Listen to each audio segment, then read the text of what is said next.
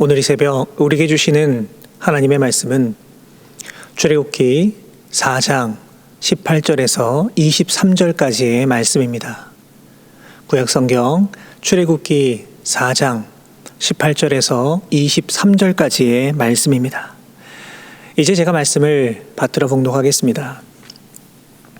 모세가 그의 장인 이드로에게로 돌아가서 그에게 이르되 내가 애굽에 있는 내 형제들에게로 돌아가서 그들이 아직 살아있는지 알아보려 하오니 나로 가게 하소서.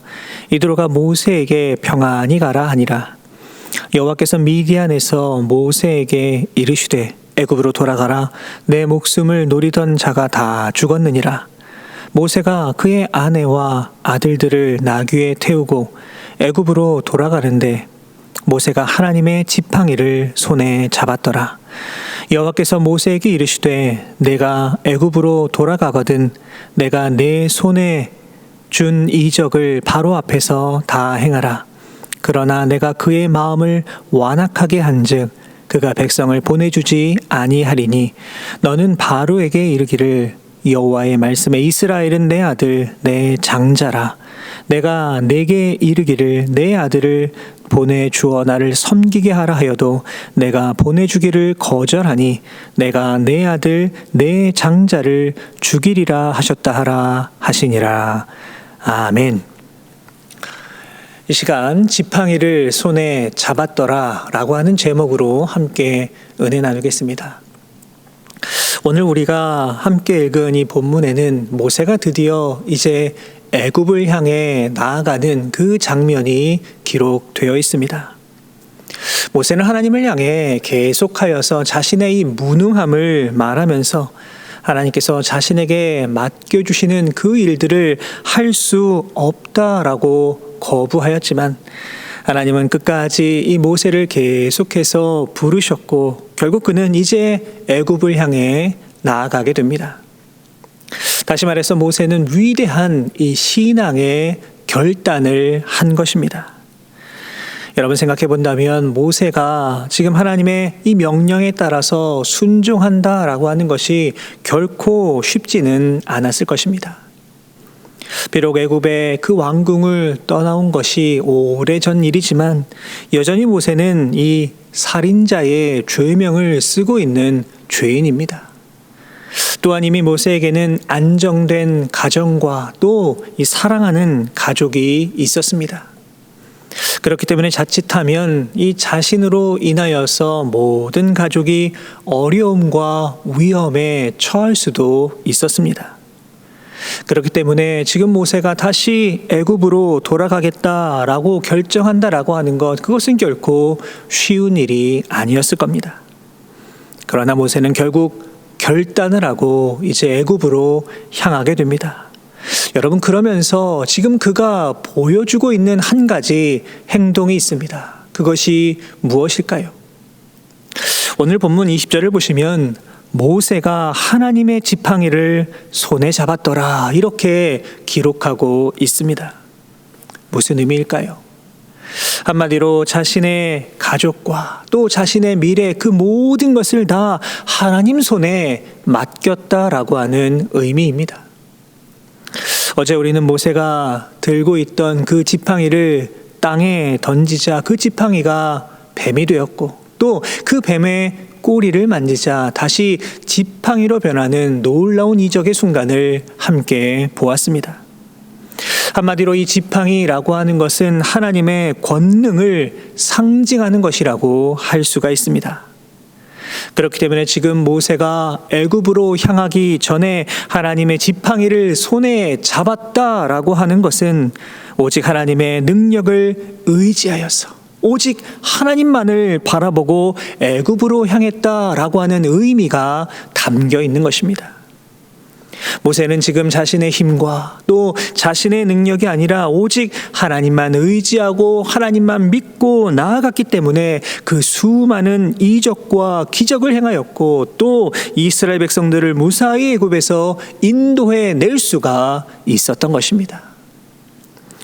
이제 지팡이를 이 손에 든 모세를 향하여 하나님께서는 오늘 본문 21절의 말씀을 통하여 이렇게 말씀하고 계십니다. 여호와께서 모세에게 이르시되 내가 애굽으로 돌아가거든 내가 내 손에 준 이적을 바로 앞에서 다 행하라.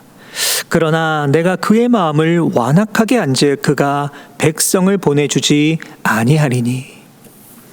하나님께서는 지금 모세를 향하여서 이 애굽으로 가서 하나님께서 그에게 준 모든 이적을 바로 앞에서 행하라 이렇게 말씀하고 계십니다. 그러면서 바로가 이 모든 것을 보고도 결코 이스라엘 백성을 놓아주지는 않을 것이다 또 이렇게 말씀하고 계십니다. 무슨 말일까요?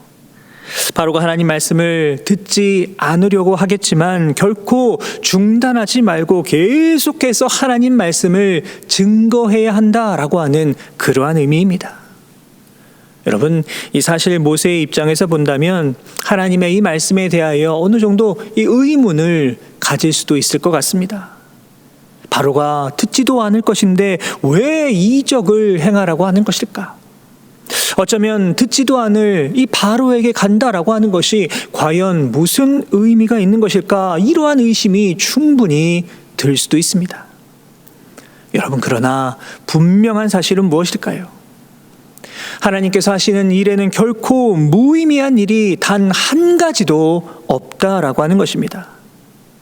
여러분, 다시 말해서 하나님께서는 바로가 하나님의 말씀을 듣지도 아니하고 이스라엘 백성을 한 번에 보내지도 않을 것이다 라고 하는 것을 분명하게 알고 계셨지만 모세를 향하여서 계속해서 말씀을 전하라 이렇게 명령하셨던 것입니다.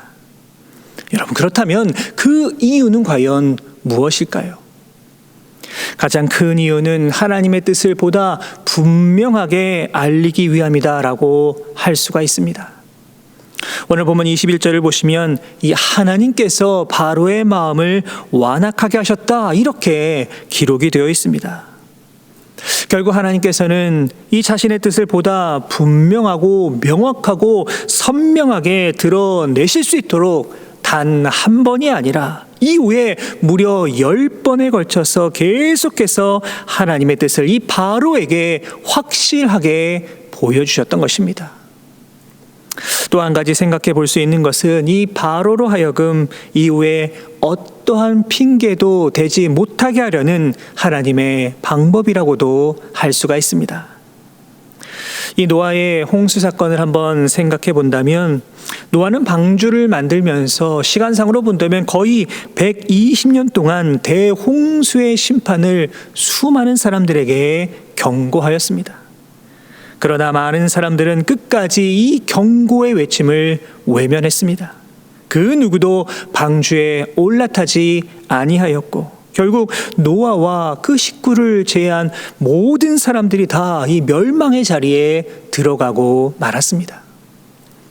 여러분, 그런데 이러한 모습은 이 시대에도 똑같이 나타나고 있습니다. 에스겔서 2장 5절의 말씀을 보시면 하나님께서는 에스겔 선지자를 향하여 이렇게 말씀하십니다. 그들은 패역한 족속이라.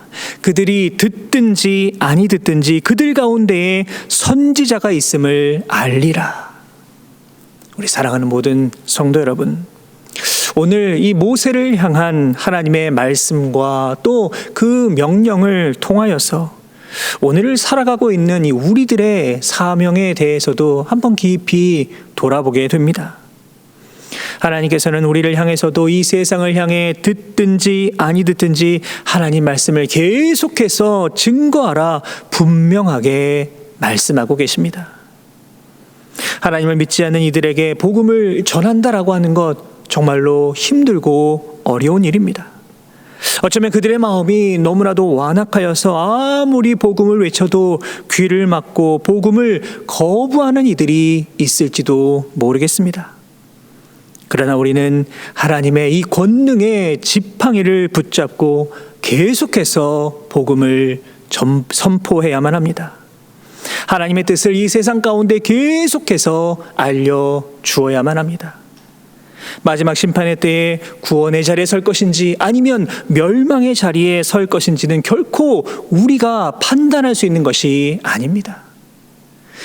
요한복음 3장 18절을 통하여 예수님께서는 그를 믿는 자는 심판을 받지 아니하는 것이요 믿지 아니하는 자는 하나님의 독생자의 이름을 믿지 아니함으로 벌써 심판을 받은 것이니라 분명하게 말씀해 주셨습니다.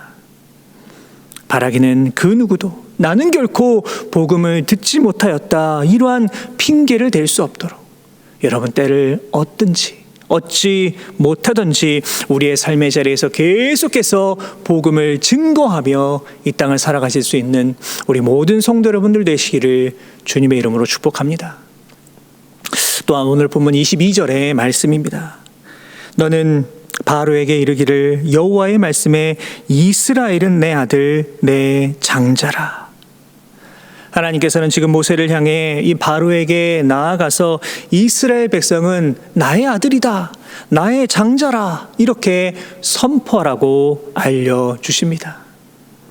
다시 말해서 이스라엘 백성들이 바로 하나님의 선택을 받은 백성, 즉 선민이라고 하는 사실을 알려주라는 그러한 뜻입니다.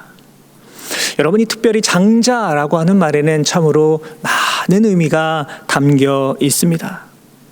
구약시대에는 한 집안의 장자가 그 가정을 대표할 뿐만 아니라 아버지가 돌아가신 뒤에는 그 가문의 재산 2배를 상속할 수 있는 권리가 있었습니다. 또한 이 장자라고 하는 말에는 이 존귀한 자다라고 하는 의미도 담겨 있습니다.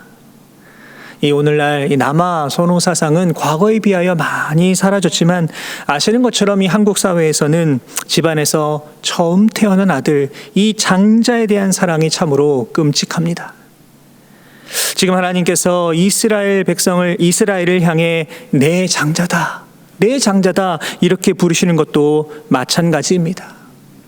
그만큼 이스라엘 민족을 사랑하시고 존귀하게 여겨주신다라고 하는 그러한 의미입니다.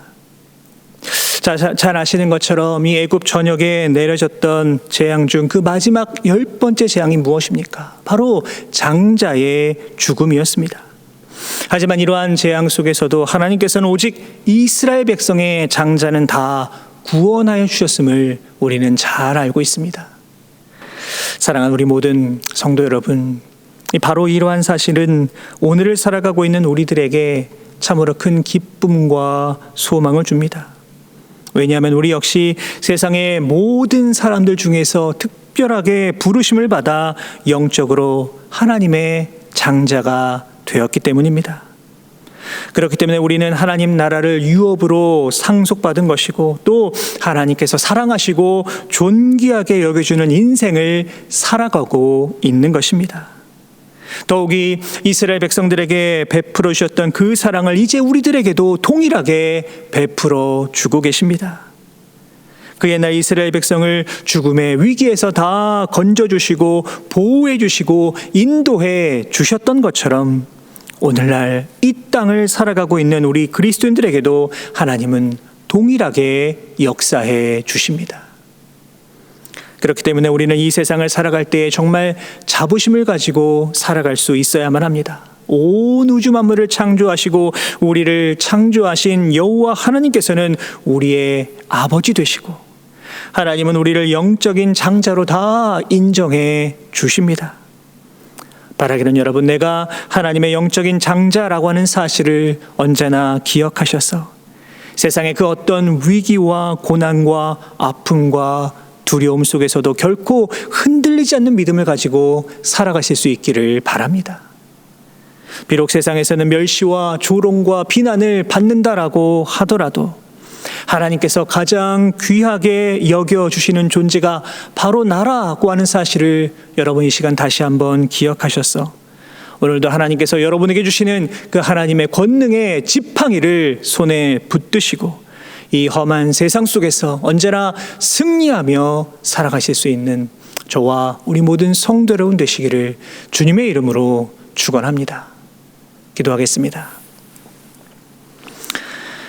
하나님 감사합니다. 오늘도 우리를 사랑하셔서 우리에게 귀한 하루 허락하여 주시고 또 주님 주신 생명으로 이 땅을 살아갈 수 있도록 인도하여 주신 은혜에 감사를 드립니다.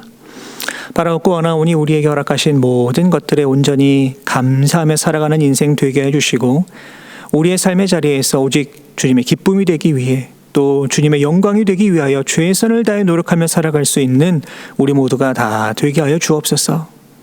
사랑의 하나님, 오늘 우리에게 주신 말씀을 기억합니다.